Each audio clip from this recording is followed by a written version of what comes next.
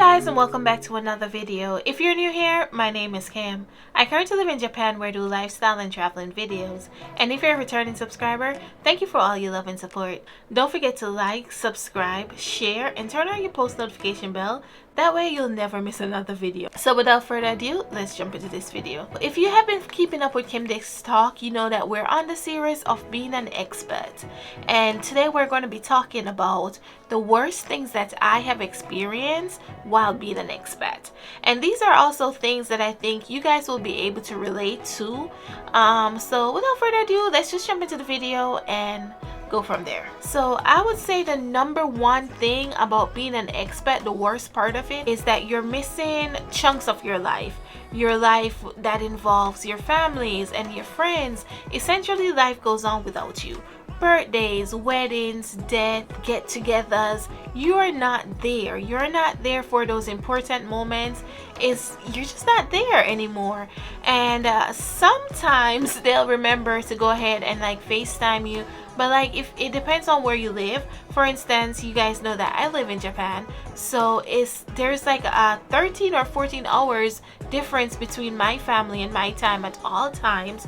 So it becomes difficult to be included in stuff like that. There's a sacrifice that has to be made, and it becomes extremely difficult, and you can feel as if life is essentially moving on without you. Like, since moving here, I've had cousins I have never met, like brand new babies, godchildren. I've had like friends, that new relationships, new things, like houses being bought, different things that is happening in my friend's life, and I wasn't there to celebrate in spirit with them, and that kind of sucks. And you too are essentially doing all these things without the people, your core people that really care about you, and that kind of becomes a little bit tricky as well, because you don't want to necessarily like move on without your friends and your family, but you do find when you live overseas that starts to happen a bit.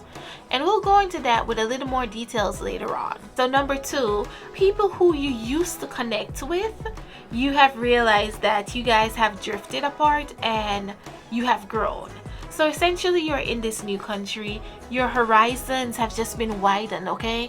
You're now being exposed to different food, a different culture, a different mindset. Think of it as when a child is growing, and in the ages between 0 to 2, where there's a lot of observation and they're just like soaking up everything. That's pretty much what is happening to you when you move overseas as an expat. You're like back into baby stage and you're learning all these new things. So essentially, you're changing, and sometimes you're changing so fast that it becomes a problem with your family and your friends. That can be a huge thing, because just small things, like things that you might used to find funny, you might not find it funny anymore, because again, your horizon has been widened. You just have this new level of understanding because of things that you have gone through, etc., etc. So that also becomes difficult, and it's difficult on both sides, for you and for them, because they're like, you've changed, and you're like, well, duh, I mean, I'm supposed to change. But it's just, if you were at home, you would still be changing, but I guess you'll be changing along the lines with them. And while you're here, it's a different kind of change, because the changes that you're experiencing, they have not yet experienced that, because it might be related to culture, it might be related to just a new religion that you have learned something about, or something to that extent. Number three, you have to be ready and prepared to be treated as how you're portrayed, how your race is portrayed on TV. Now, this is a big one for me. You guys can see I'm black, and I have been followed in Japan. It's funny, so I've been followed in Japan. I have also gone into stores, and the individual told me, well, this was a store in my neighborhood, and I wanted to go in there. I've never been in there, and I wanted to look around and stuff. And both times, so the first time when I was followed, it was in my neighborhood as well. It was this small shop, the lady followed me. And the second time, when I got chased out of the store, was when I went into that liquor store, and the guy was like, no, we're closed. They're clearly not closed. But of course, I came out, and other Japanese people went into the store after us. So yeah.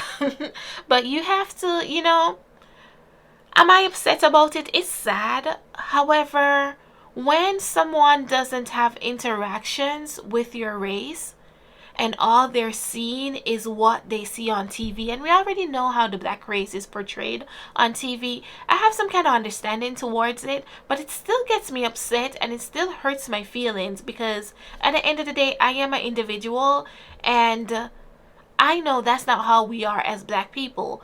And it's crazy because when I went to Taiwan, when I was in Kyushin, in Taiwan, it was the opposite. I was treated like a celebrity. Like, I mean, I stepped outside my hotel. People would walk up to me. Can I get your picture? They wanted to touch my hair. They wanted to just be on me and love me. So it was very funny how I was treated. So I guess this will come back down to the country where you're located in, along with the area where you are. Because, of course, if you're in an urban area, like when I go to Tokyo, I don't have those issues. And I typically don't have those issues in my neighborhood. But as I said, these were like really small shops. It was like at the bottom of somebody's house. I guess they lived on top, so maybe they felt, I don't know.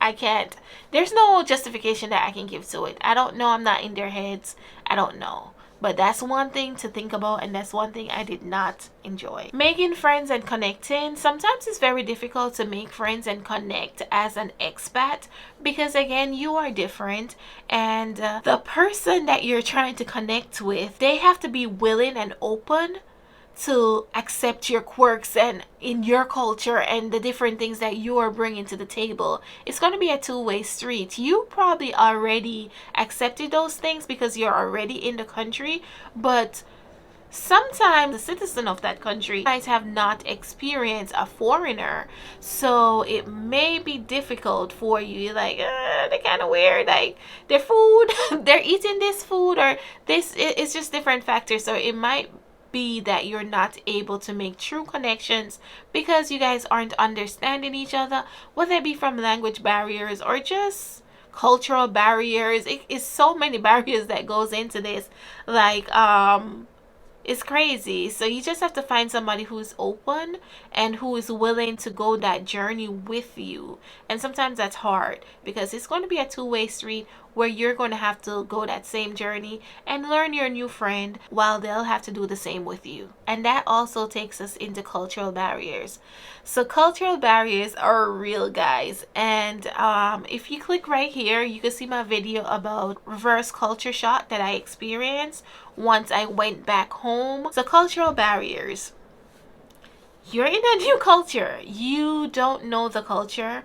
You're essentially learning this culture. So jokes, you might not get all the jokes. It might not be funny. Like, I remember me and my coworker was talking one day, and he said something to me, and he busted out laughing, and I was just there like, I don't get it. So he said it again. I still didn't get it. And when he tried to explain it to me, I was like, I don't get how that's funny. It's not funny. So you have different things like that that's going to come up. You can't read body languages. You're not going to be able to necessarily read the room because of all those cultural differences that's happening. What you're used to is not what's going to be happening overseas. You might find some similarities. That's possible. But if you're going to do a far move, like if you're changing continent, it's going to be very rare that you're going to pick up on a lot of similarities between your culture and their culture. Workplace culture, work ethics, work expectations, that's going to be a little bit different as well. Especially if you're living on, if you're going to be continent shifting. I don't even know if that's a thing, guys. But if you're going to be moving continent, it's going to be different. For example, in Japan, it's always go, go, go, go, go. No breaks. It's, you just want to seem like you're working so hard. Like, even when they don't have anything to do, it's common practice to pretend to be busy, like appear to be busy. And you know, in the West, that's not normal. If we don't have anything to do, we sit, we go on our phone, we relax, we go talk to our co-workers, stuff like that. But here, talking, it's all about work. It's all about work. So sometimes you'll find, so sometimes what happens is you're going to be perceived as lazy. In fact, I had a coworker who told me one time, she was like, foreigners that come to Japan to work in the educational system is very lazy. And I took offense to that because I am not lazy and I work very hard. And I know several teachers that come here and they work extremely hard as well. For instance, tonight I'm getting off this camera early with you and I'm going to be prepping for a lesson. So it was sad to hear somebody saying that. But that's not because, and that just tells her level of thinking, and that goes back to that cultural differences. What she wasn't understanding is the cultural differences. She's used to Americans, Canadians, just Westerners in general, and we're not under that impression. We don't do work as work, work, work, work, work. We believe in taking our breaks. We believe in stepping away, socializing while at work, because at work it's you have a work environment that we try to foster, one that includes socializing, that includes comfort and so many other things. But here is like, it's work. You're here to work. You're not here to talk to anybody, and it can be a little bit different. I'm gonna go ahead and wrap this video up. Thank you guys for watching. Don't forget to like, subscribe, share, and turn on your post notification bell. That way you'll never miss another video. And comment down below to let me know what point you thought was the worst point in being an expat and living overseas. And I'll see you next time. See you. Bye.